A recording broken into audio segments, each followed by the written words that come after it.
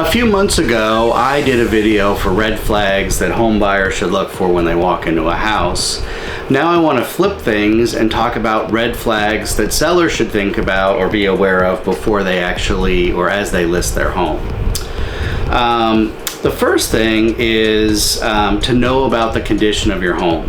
The better condition you take, better care you take of your home, the more money you're going to be able to get for it, and the more likely you're going to have a buyer looking to use it as a primary residence for themselves rather than an investor. You will inevitably receive flyers and postcards in the mail from prospective buyers that are investors. And they'll tell you they're going to make a quick cash offer on your home, and want to give a word of caution about this because don't want to see anyone out there potentially being taken advantage of. And I don't want to suggest that all cash buyers are trying to take advantage of a seller. They provide a valuable service, and in some situations it's actually the best offer, all things considered, for a particular seller depending on your situation. However, once you get those postcards, if you do decide to respond to it, understand that they're going to have your name, address, phone number, or if you put your information online to one of the big open doors, offer ups, things like that, they're going to reach out to you, and they're going to send a rep, usually within a day or two, going to take a look at your home, and then they're going to make an offer, and that offer is going to be very low. They're not going to give you market value for your home because they're contemplating how much money they're going to have to put in your home to repair it up to standards of one of the nicer homes in your community. And so the costs of those renovations they're factoring in, and then they still need to sell it at a profit, and they all have a different number, but they're going to be looking to probably make $40,000-$50,000 on the sale of your home. So they're not going to be able to offer you even close to what your home's true market value probably is. So you're not going to get the dollars that you would get if you were represented by a realtor, and that's just something to know up front. Again, you may need to move quickly, and so the dollars may not be the most important thing for you, and in that case, these investor buyers, we buy ugly houses, whatever, might be a great option for you. I don't want to completely discount them, but just you need to know what you're getting into, and so that's just something to be aware of. So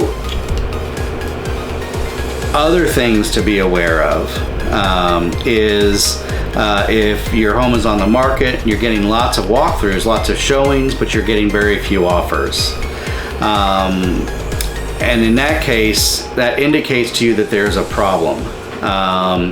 Usually that means that your home is overpriced, but it also could be that the photos online are misleading. So trying to get feedback, and as an agent I always try to get feedback from my sellers, from the buyers, maybe helps you determine, is it price, is it condition, is it a combination of the two.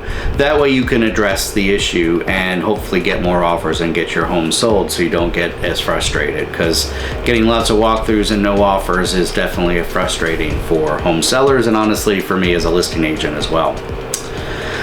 If you're getting too many lowball offers, they're often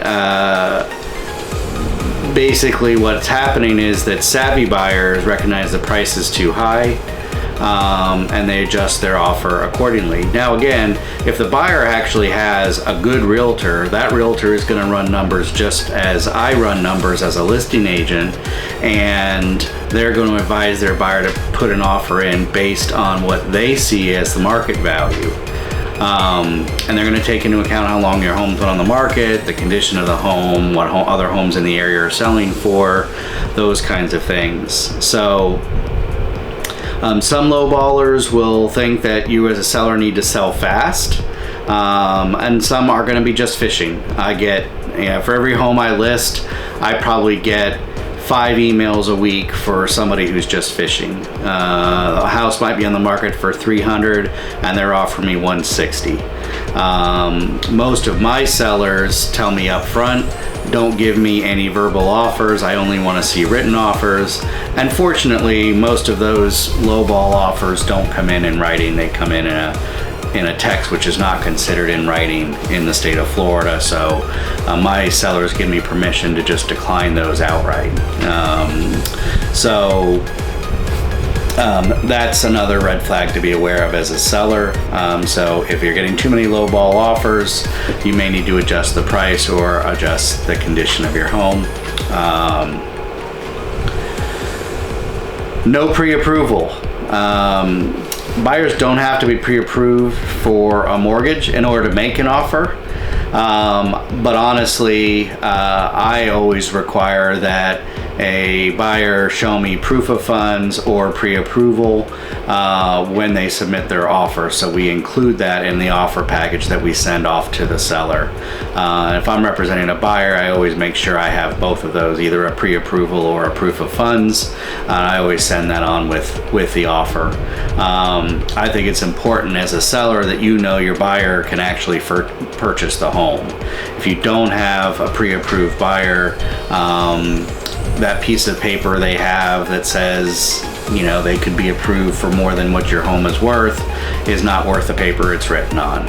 You want to have a true pre-approval where the lender has looked through credit scores, pulled bank statements, income, tax documents, all that stuff, and seen it in writing, not just based on the buyer's word. Cash offers also, again, likewise, they need to have proof of funds. Just because someone says they have $300,000 for your house doesn't mean they actually do. You want to see the bank statements, of course, with bank account information blacked out, but you need to see the balances are there in order that they can pay the cash that they're saying they're offering you for your home.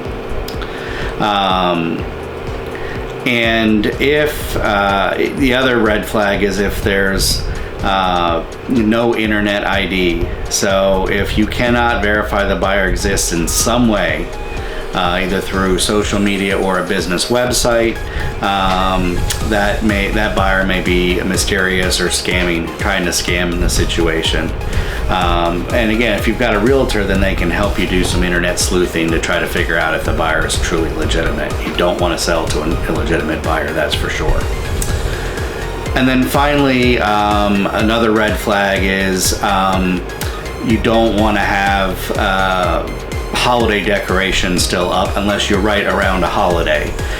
So if you still have your Christmas decorations up now and we take pictures of your listing, that's going to date your home in a way that doesn't make sense. Now we are coming up on Halloween here in a couple months, and the stores already have Halloween decorations in.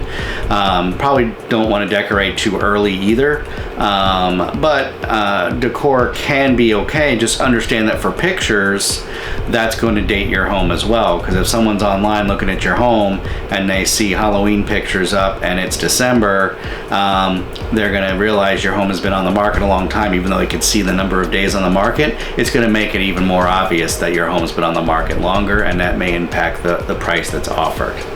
Anyway, I hope these red flags are helpful to you as you move towards selling your home. And as always, if I can help, I would love to do so. Please reach out to me. Comment below if you'd like to get my seller guide. I'm happy to share that. Remember, you can't miss with Chris. Have a great day, everybody.